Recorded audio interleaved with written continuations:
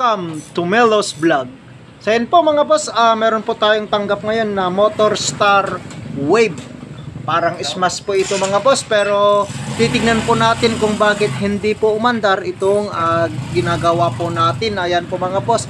So bali ang una po nating titingnan po mga boss is yung kuryente po. Ayan po mga boss, dito po sa kanyang ignition coil. Kung wala pong kuryente po dito, ibig sabihin po mga boss, may sira po itong CDI o kaya yung primary o kaya yung ignition coil po niya mga boss. So una natin titingnan po mga boss dito sa kanyang ignition coil. Ayan po mga boss.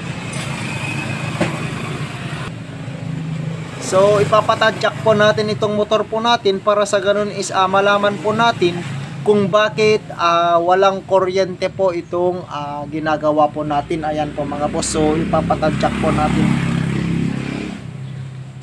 Boss, tadyak mo nga boss itong kick nya. Tadyak mo nga itong kick.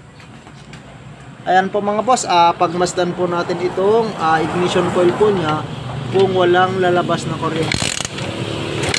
Ayan po mga boss. So bali wala po siyang lumabas. So ibig sabihin is may sira po itong stator o kaya yung CDI po niya. Ayan po mga boss. So ayun po mga boss, so bali nakita na po natin itong sira ng ating motor. Ayan po mga boss, itong primary po niya mga boss is wala pong lumalabas na kuryente, kaya possible ito po yung sira. Ayan po mga boss. So may dalawang option po naman na pwedeng gawin po dito mga boss. Either gawin po nating battery operated o kaya papalitan po natin itong stator.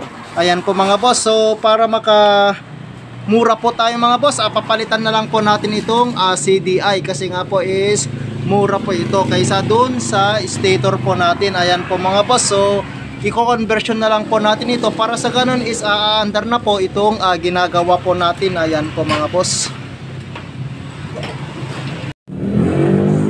So ayun po mga boss. So bali tetestingin na po natin itong motor kung meron na po siyang lalabas dito sa kanyang ignition coil po. Kanina po kasi mga boss is wala pong kuryente, kaya tetestingin na po natin.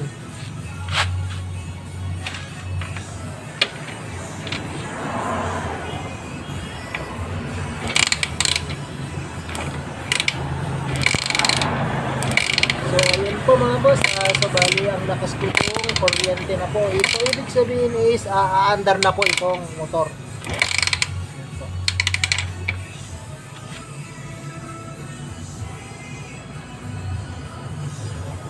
So bali paanda rin na po natin itong ginagawa po natin. Ayan po mga boss. Ayan po mga boss. So bali umandar na po itong ginagawa po natin. Ayan po.